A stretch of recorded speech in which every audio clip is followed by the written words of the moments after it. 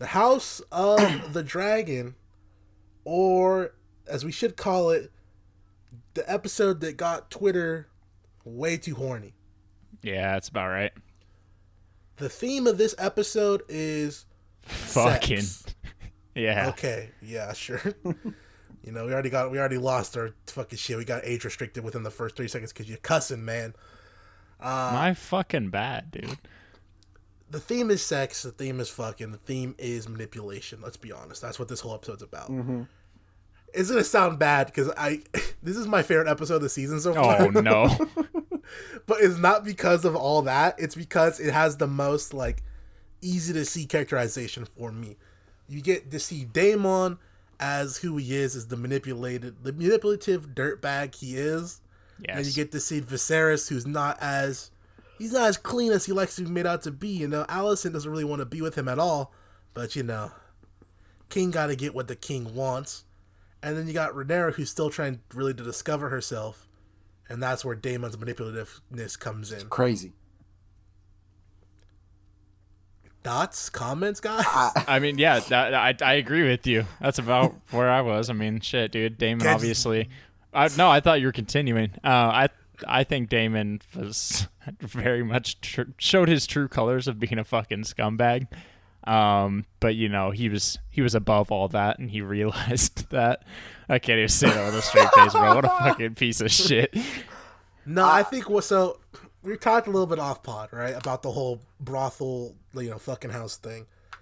He did that on purpose, where he brought her to specific places to show her, what all that is, and then he enticed her into it just by getting her around that stuff and telling her all these things about how sex is so amazing and it's so euphoric and all this, and then she already knows that they have a weird relationship as is, where she looks up to him anyways.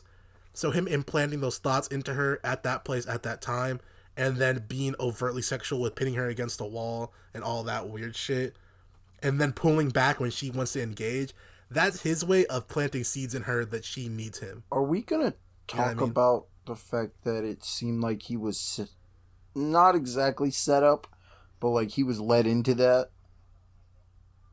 What? The fact that he was? Yes. By who? Yeah. His wife or whoever that is, when he woke up in wherever he was, and he was like, "Am I?" That was after they left. That there, was that was passed. after when they were. But she then the little kid that went and told on them, came to her, as if she, set the whole thing up for Daemon. No, there was no setup there. Daemon knew exactly what he was doing with that entire plan. If anything, she's a spy that's supposed to spy on him and watch him. Potentially. Yeah. If anything. There was no setup there. Daemon knew exactly what he was doing. He did everything on purpose. I mean, I'm still okay with saying that because I don't like him. And I also don't like these people that still think he's carrying this show because he's not. He's a buster. Rhaenyra's hard carrying the show, for fact. being honest. Daemon really doesn't do sucks. No, that's about right. There's really not many good characters outside of Rhaenyra. So it's going to be interesting to see when they change actresses, and it's a completely different character because of which. So we'll see. It seems like they're suggesting that those two are going to be together post-time. I sure hope not. Oh, you can hope whatever you want, my guy. You can hope whatever you want. Yeah. That was the A plot, was basically just Rhaenyra trying to discover her womanhood, I guess would be the best way to PG it. Right? And then you have the B plot, which is Alicent just getting... Viserys is not a great guy. No. They have separate rooms. Right. They don't stay with each other. Then at the middle of night, when Alicent is trying to sleep, but you can tell that just her situation in general is keeping her awake at night after, having 2 children at this point. Then the maid comes in and says, "Yo, he called for you right now." And she's like, "It's very late." And she's like, "It don't matter. Get your ass in there. You're gonna get your shit blown out." That's crazy. And then we get a really, really, really unnecessary, awkward sex scene with them. Yeah. Of him just beating the cakes up, and then You saw there's like one part where she like looks at him and smiles, and then she goes back to the dead stare, like, you know, it's very Please familiar be gone. yeah, that kind of thing. And it's just like, fuck, man, what the hell? The men of this series are not coming out looking great. I'm gonna be honest with you. Like, I mean, no, not at all. I don't think there's a single male character where I've been like, yeah, that's my guy. Well, you have the king, who's not the best. You have Daemon, who's fucking not the best. You have the black brother. What's black dude's name? He was definitely not good. He's trying to pimp out his 12-year-old then daughter. You have Alicent's dad. He sucks. Yeah. So Christian's okay. No. He's okay. He's a snitch ass bitch too. He's the one trying to get Rhaenyra in trouble so that she can't have the Iron Throne.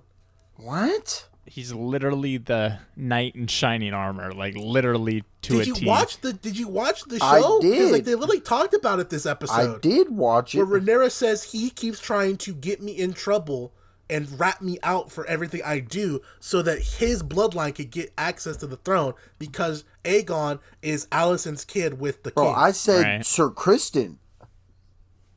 Who is that? The knight. That's the knight.